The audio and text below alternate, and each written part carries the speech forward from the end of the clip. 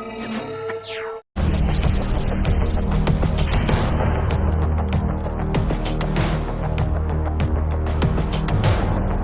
থেকে মাছ ধরে সেগুলো বাজারে বিক্রি করে আজকে কিছু বাজার ঘাট করে নিয়ে বাড়ি যাব। ভাবছি গিন্নির জন্য একটা শাড়ি কিনে নিয়ে যাব আজকে।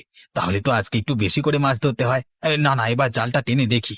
আরে এই নদীও বোধহয় আমার মনের কথা জানে, তাই জন্য একবার জাল টেনে তুলতে এই কতকগুলো মাছ একসাথে উঠে এসেছে। আজকে এই মাছ নিয়েই আমার হয়ে যাবে। যাই, এবার এগুলোকে আমি বাজারে বিক্রি করবার ব্যবস্থা করি। আরে ওই বড় নৌকাটা যে আমার দিকে আসছে, ওরা কি আমাকে দেখতে পায়নি নাকি? আরে আরে, আমি এখানে আছি, এই নৌকাটা অন্যদিকে সরাও। আরে আরে আরে আরে আরে, ইচ্ছা! হায় হায় হায়, আমার এ কি সর্বনাশ হয়ে গেল! আমার নৌকাটা যে দুখণ্ড হয়ে ভেঙে জলের মধ্যে তলিয়ে গেল। এখন আমার কি হবে? আমি কি করে মাছ ধরে ব্যবসা করব? হায় হায় হায় হায়! কিরে, কানা নাকি? চোখে দেখতে পাচ্ছিস না আমাদের বড় নৌকাটা যাচ্ছে? হুশ করে তোর নৌকা নিয়ে সামনে চলে এলি, এখন গেল তো নৌকাটা ভেঙে। আপনি ইচ্ছে করে করেছেন মোড়ল মশাই, আপনি এই কাজটা কিন্তু ঠিক করলেন না। আমার মতো গরিব মানুষের ছোট নৌকা ভেঙে আপনি কি আনন্দ পেলেন বলুন তো? জলে নেমে জুতো মারবো? হ্যাঁ বেটা বিয়াদব কোথাকার! নিজে দোষ করে আবার আমাকে গরম দেখানো হচ্ছে। এখন আমার কি হবে মোড়ল মশাই? আমি কি করে সংসার চালাবো? যদিও ভাবলাম তোকে সাহায্য করব, তোর কথাবার্তা শুনে আমার মেজাজটা গরম হয়ে গেল। না, তোকে সাহায্য করে কোনো লাভ নেই, তুই এখানে পড়ে থাক। এই, আমাদের নৌকাটা ছেড়ে বেরিয়ে চল। ঠিক আছে, সময় আসুক, আমিও একদিন মোড়লের অহংকার চূর্ণ করে দেব। কই রে কাংলা, এখন ফাঁকা আছিস? তাহলে আমার চুলদাড়িটা একটু কেটে দিতিস। হ্যাঁ দিনেশ দা, এসো এসো, আজকে ফাঁকাই আছি আমি, তুমি এসে বসো। তা বলো দাদা, দিনকাল কেমন চলছে তোমার? না রে ভাই, দিনকাল খুব একটা ভালো চলছে না। সারা দিন এই কাঠ কেটে ক টাকাই বা রোজগার হয় বল? সেই টাকা দিয়ে সংসারের খরচ মেটাতে মেটাতেই সব শেষ। নিজের ইচ্ছে মতো কোনো কাজেই লাগাতে পারি না। সকলেরই একই অবস্থা দাদা, এই আমি দেখো না, সকাল থেকে চুল দাড়ি কাটবো বলে এখানে এসে বসে থাকি, কিন্তু একজন এসে পৌঁছায় না। যারাও বা আসে তারা ধার করে চুল দাড়ি কেটে চলে যায়, তারপর সময় গেলে আমার কথা ভুলে যায়। হ্যাঁ, এরকম করে কি করে আর কি করবো বলো দেখি? সেটাই তো হলো কথা। কোনো কাজ করে তুই যে একটু শান্তি পাবি তার উপায় নেই। মানুষ যে কেন কাজ করিয়ে নিয়ে টাকা পয়সা দেয় না সেটা আমি বুঝতে পারি না বাবু। তা দাদা, তুমি যে আগে কাঠ দিয়ে বিভিন্ন রকম আসবাবপত্র, ডিঙি নৌকা তৈরি করতে, সেগুলো এখন করো না? কাকে করে দেব?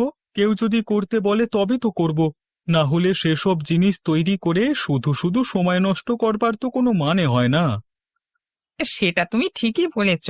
তাহলে এখন কাঠ কেটে তুমি কি করো? কাঠের তো আরো কাজ আছে। কাঠগুলোকে আমি জ্বালানি হিসেবে বাজারে বিক্রি করে দিই। বাজারে বিক্রি করে আমি ভালোই মুনাফা কামিয়ে নিই। আচ্ছা, বুঝতে পারলাম দাদা। তার মানে এখন শুধু গাছের কাঠ উনুনে প্রবেশ করে, তাই তো? তাছাড়া আর কি? আচ্ছা ধরো দাদা, তুমি ভবিষ্যতে কোনোদিন এমন একটা সুযোগ পেলে যে আবার কোনো আসবাবপত্র বা ডিঙি নৌকা ওই কাঠ দিয়ে তোমাকে তৈরি করতে হবে, তাহলে তুমি করবে? হ্যাঁ, করব না কেন? আমি যদি সেরকম সুযোগ কোনোদিন পাই তাহলে অবশ্যই কাজ করে দেখিয়ে দেব। কিন্তু সুযোগ কোথা থেকে আসবে বল? এই গ্রামে তো আর কেউই এসব কাজে বেশি প্রশ্রয় দেয় না। ধীরে ধীরে কাঠের জিনিসের থেকে তাদের বিশ্বাস উঠে যাচ্ছে। এতদিন তোমার অভ্যেস নেই, এসব কাজ তুমি ভুলে যাবে না? ভুলবো কেন? এই দক্ষতা আমাকে আমার সাথেই পাঠিয়েছেন ওপরওয়ালা। অতএব আমি আজ কাজ করি বা 5 বছর বাদ করি, এসব কাজ আমি কোনোদিন ভুলবো না। তবে হ্যাঁ, শ্রম দিয়ে কিছু অর্থ আসতে হবে তো, যাতে আমার সময়ের দামটা ওঠে। হ্যাঁ হ্যাঁ দাদা, তা যা বলেছ। গিন্নি, তুমি কোথায় গেলে? জলদি করে একবার বেরিয়ে এসো, দেখে যাও আমাদের কি সর্বনাশ হয়ে গেছে। হে কি, তোমার কি হলো?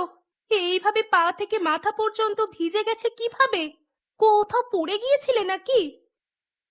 আর বলো না গিন্নি, জীবন নিয়ে যে প্রাণে বেঁচে ফিরে আসতে পেরেছি এটাই অনেক। কেন গো, কি হলো আবার? কোনো দুর্ঘটনা ঘটেছে?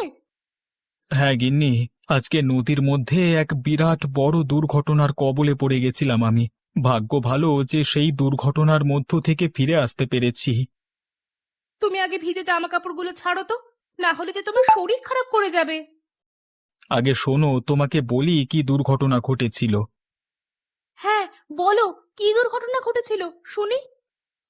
আমি আমার ডিঙি নৌকা করে মাছ নিয়ে ফিরছিলাম, কিন্তু হঠাৎ করে মোড়ল মশাই তার বড় ডিঙি নৌকা করে সজোরে এসে আমার নৌকায় ধাক্কা মারে। আমি তখনই জলে পড়ে যাই, আর আমার নৌকাটা দুখণ্ড হয়ে নদীর জলে ডুবে যায়। বলো কি গো, আমাদের ডিঙি নৌকাটাও ভেঙে দুখণ্ড হয়ে গেছে। তাহলে এবার আমাদের কি করে চলবে? তুমি কেঁদো না গিন্নি, হয়তো এটাই আমাদের ভাগ্যে ছিল। নিশ্চয়ই ওপরওয়ালা কিছু না কিছু একটা ব্যবস্থা করবেন আমাদের জন্য। আমি বুঝতে পেরেছি, ওই মোড়ল নিশ্চয়ই আমাদের ওপর হিংসে করে এই কাজটা করেছেন।